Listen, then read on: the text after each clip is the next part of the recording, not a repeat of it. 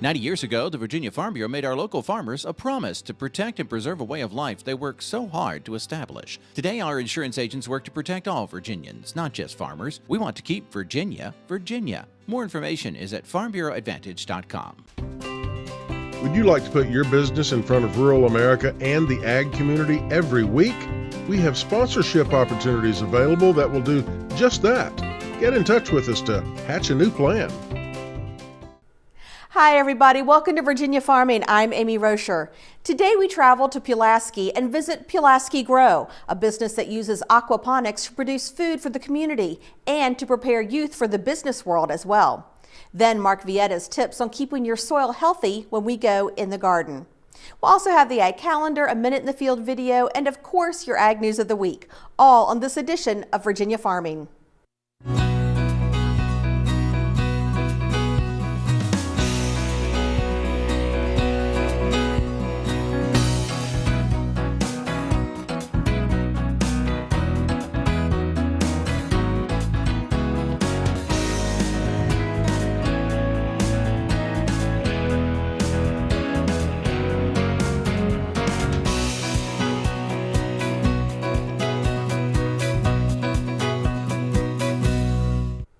Halifax County is seeing growth with two new businesses. Slick Rock Lumber will open a new sawmill operation in Halifax County.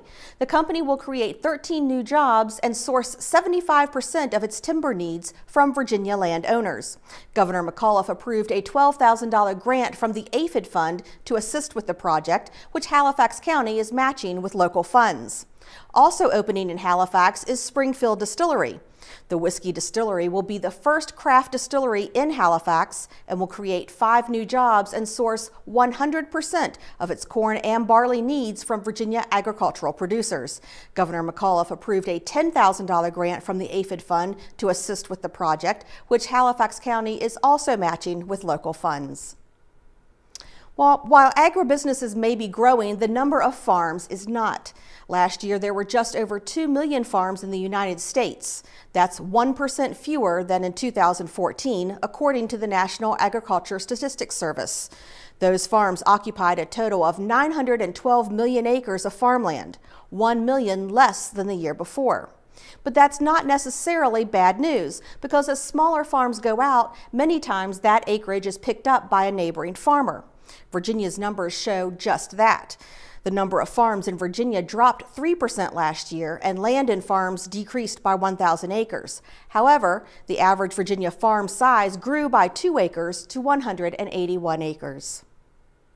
Well, cattle farming and ranching is unlike any business venture in America. However, a life in agriculture does require business savvy and insight into building a brand. The American Angus Association's Jenna McRell has more. When Tennessee cattleman Jonathan Perry decided to rebrand his Deer Valley Farm seedstock operation, he knew it would take some risk and hard work. He also knew it had to be done with registered Angus. It was much more sustainable. It was an industry leader. It was a place that we needed to be as a program. So we spent a little time learning the business, learning the genetics before we started a program, and basically, as you said, we became followers for a time to figure out what direction we needed to go and what we needed to do to brand ourselves as a program, and then hopefully that has put us in a position to be leaders as we go forward. To arrive at that place, Perry says stick to a plan and guarantee your product. You know, one of the real keys to success in the seed stock business is standing behind your product. A guarantee is only as good as the people that offer it. And no matter what, when you offer that guarantee, you have to stand behind it. Sometimes there's cases where it's not really your fault. You didn't cause the problem, but if you guarantee that animal and you sit out there and say, you know, do business with me no matter what, I'm gonna stand behind my product and take care of the issue. A guaranteed product at the ranch level means cattle that fit an ideal template. And so that's what we've done from day one, no matter what. We believe that our customer base has to have calving ease, they have to have growth, they have to have maternal traits, they have to have all that in a phenotypic, structurally sound product that can perform from a carcass standpoint And that's what we've done. No matter what, we stay to the template. Before starting on the template, get everything else ready and decide on a target customer base. I tell people all the time when they come to us to start a program, have a plan, have a direction, build the ranch, build the fences, build the pastures, then go out. Once you decide the direction you want your program to go in, decide what your customer base is going to be, then identify those genetics and build the herd and build a program. Perry says a seed stock program grows by building quality relationships with customers and keeping their needs in mind with every decision. I'm Jenna McCrell. Thanks, Jenna. Secretariat's great-great-granddaughter, Groundshaker, will be coming to her ancestral home as the star attraction of the annual Secretariat Birthday Celebration during the Virginia Horse Festival, April 1st through 3rd at the Meadow Event Park. Groundshaker is the last horse bred and raced by Penny Chenery, and plans are underway to welcome the retired thoroughbred as a permanent resident to the historical site. The Virginia Horse Festival celebrates horses and riding disciplines of all types. Fans can enjoy 3 days of clinics and demonstrations with top clinicians, a parade of breeds, and 60,000 square feet of indoor shopping for horse lovers.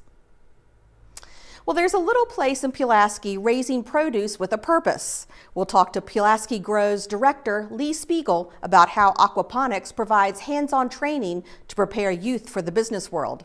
That's straight ahead on Ag Insights.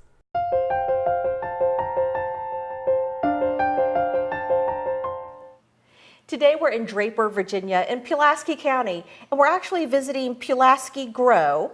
And I'm joined by director and founder of Pulaski Grow, Lee Spiegel. Lee, thank you so much for having us out here today. You're welcome. I'm really excited to have you. And your buddy Hobbs. Yes, my hopscotch. He wants to be in on the show too. He usually does. He's super sweet.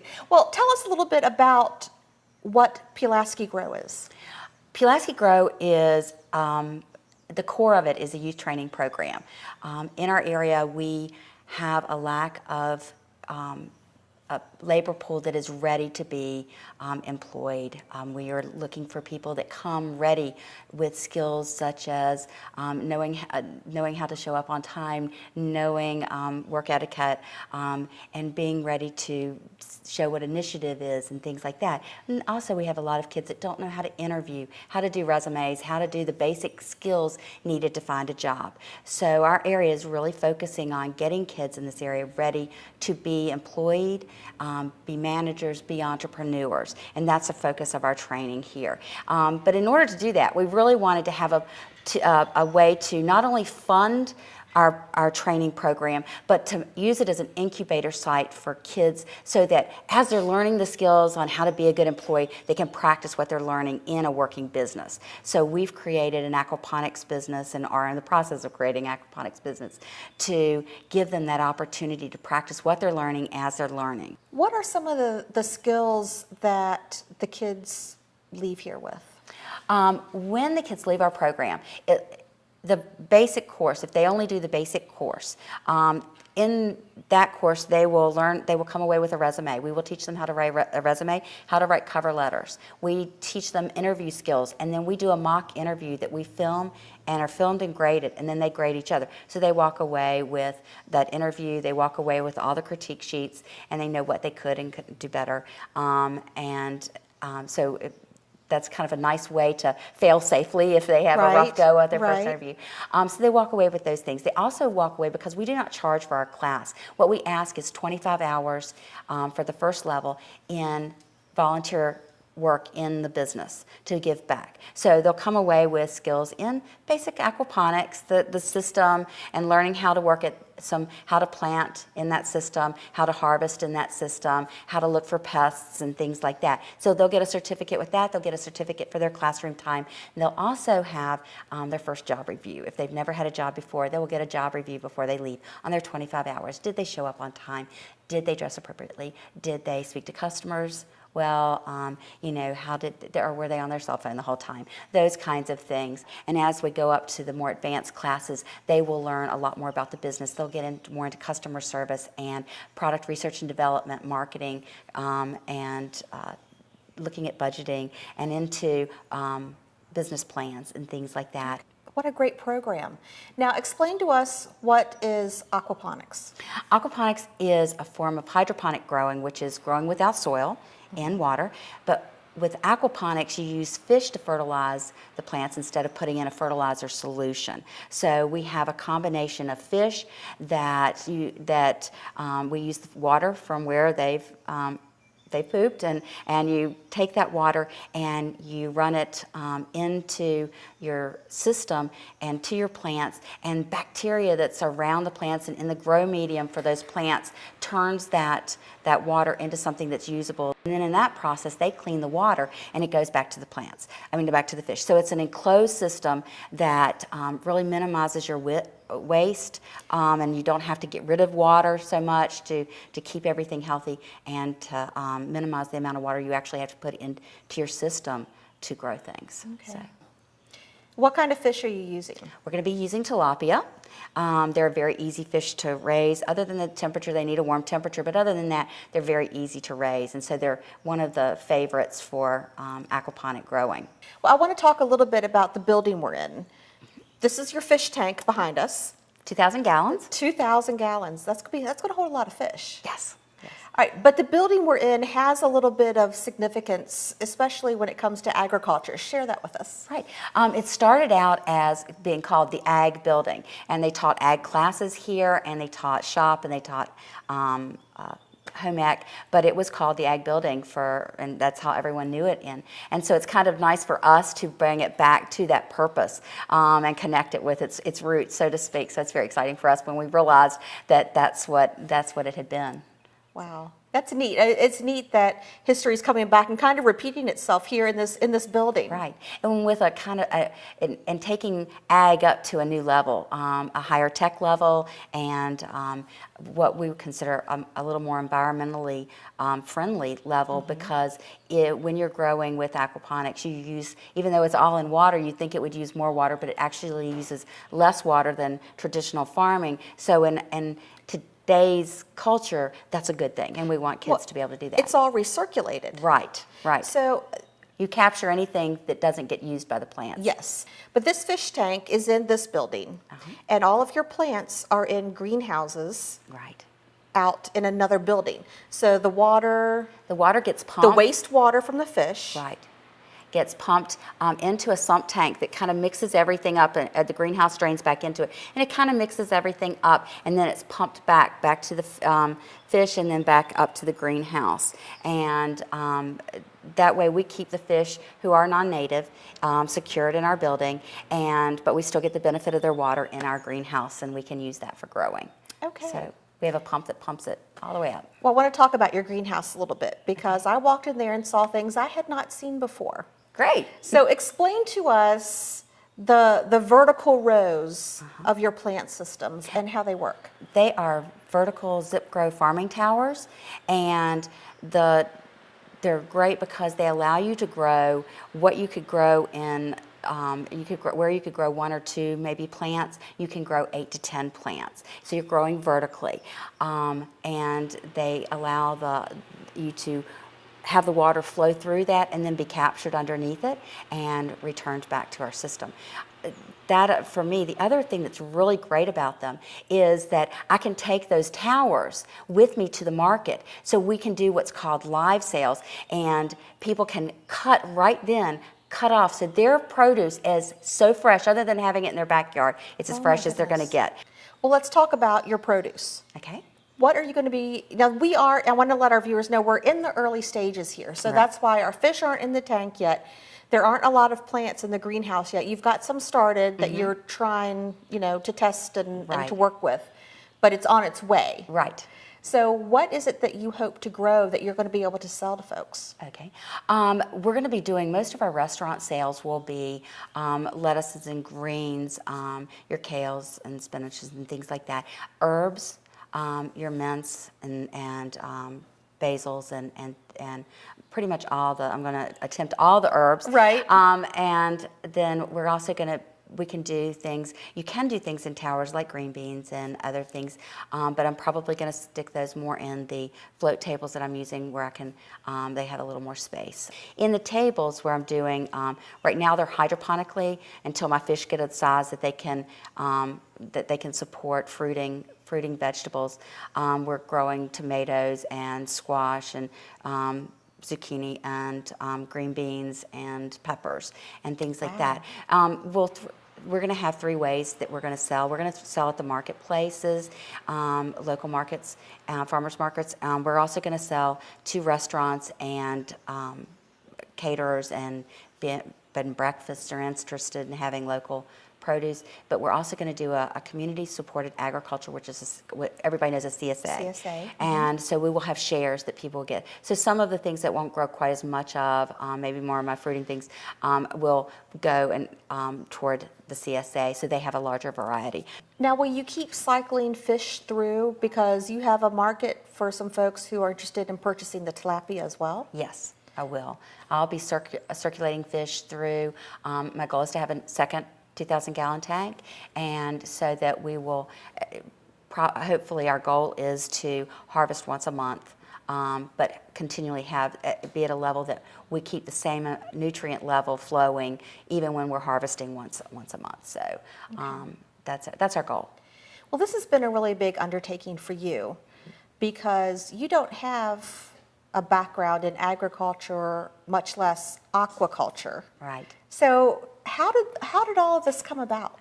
I've been a backyard farmer for about 25 years, so I love that. And I had taught some classes on small plot raised bed gardening, and that kind of got me thinking about combining my training for youth with teaching agricultural skills. But I'm just like the kids. I like to learn, and so for me, thinking about doing something long-term and investing pretty much my retirement, this being my retirement, I wanted to do something that would excite me and challenge me, and so I looked at this and it looked very exciting and very challenging, and a lot of people felt the same, and we thought this would be good. It fits with the culture of the community. So what are some of the benefits of growing aquaponically? Is aquaponically a word? Yeah, I think so. Yes.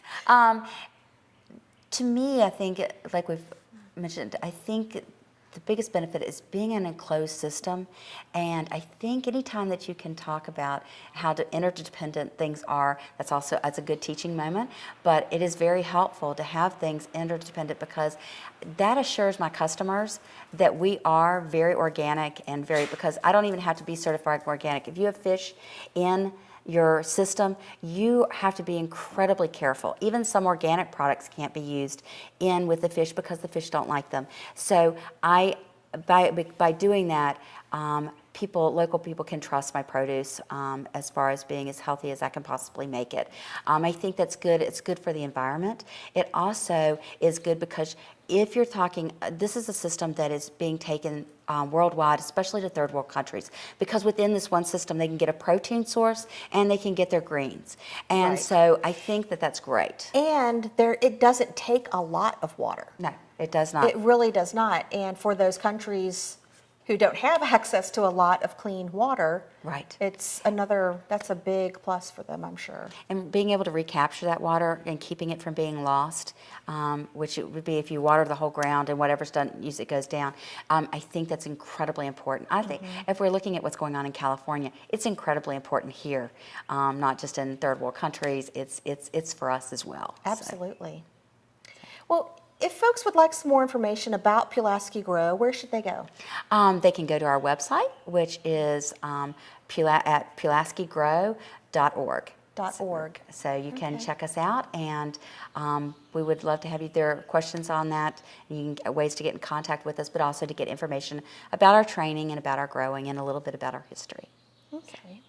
Well, Lee, thank you so much for having us out today, and thank you too, Hobbs. You've been perfect. We really appreciate it. Thank you very much. We appreciate you coming, don't we, Hobbs? Okay. We'll be right back.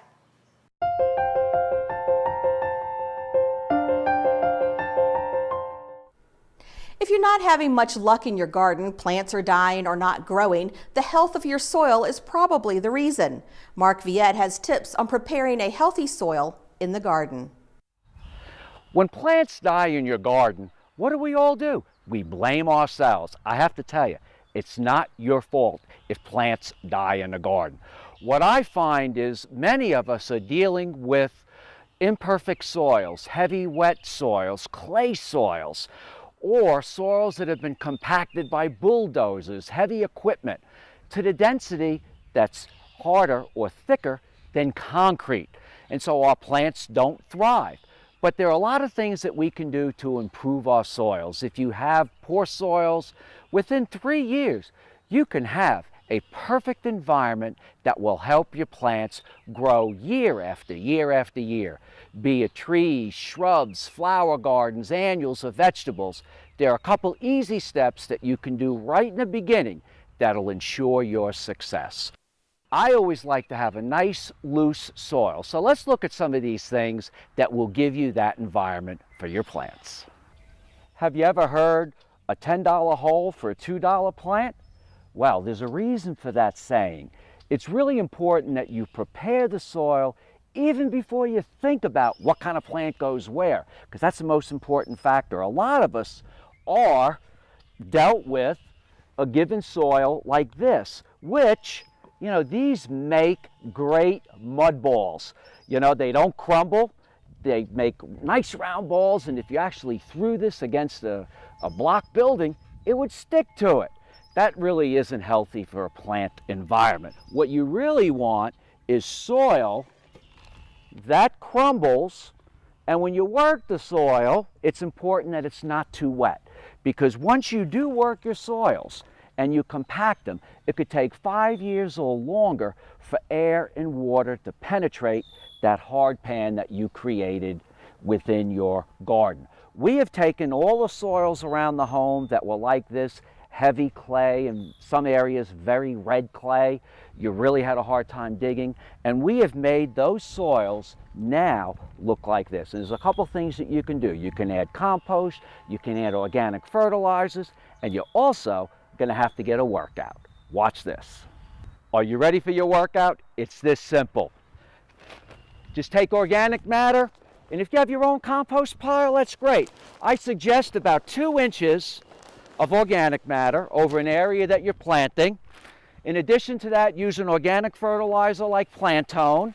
Always read the label directions. I also like to use a mineralizer like green sand.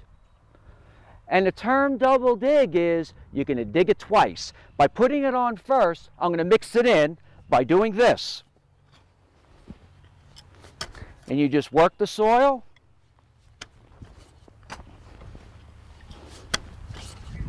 Two times. Then you're going to go deeper. And you can see some of that clay coming up. And I'm digging down to about 10 to 12 inches deep, probably deeper than a rototiller. Once you're done, you're ready to plant and enjoy your flowers, trees, shrubs, and vegetables for many years to come. I'm Mark Viette. Join me next time in the garden. Taking a look at the ag calendar, Solar on the Farm 16 will be held March 30th at the Wood Grill Buffet in Harrisonburg and on March 31st at the Thomas House in Dayton. Find out how to put solar power to work on your farm. There will be presentations by Farm Credit, USDA, and NRCS, and special guest David Utze with Windcrest Holsteins, the largest residential solar project in Virginia, will speak at the March 30th event. Registration is limited to 30 people each day. To register, contact Greg Yost. That does it for our show. Thanks so much for watching and have a great week. I'm Amy Rocher for Virginia Farming.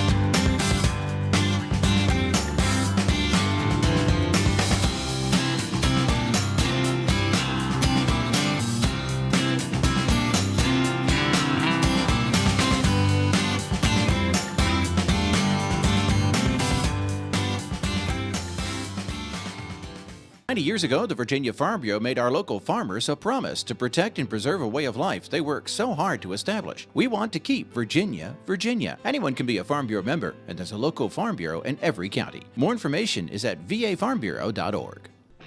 Check out Virginia Farming on Facebook. Virginia Farming's Facebook page is a great way to stay connected with Virginia agriculture. You might even find some humor there too. You'll find links to events and happenings all over the Commonwealth that are of interest to farmers and consumers alike. So connect with us and share your stories and photos with the Virginia farming community and keep up to date on all things agriculture. Virginia Farming on Facebook.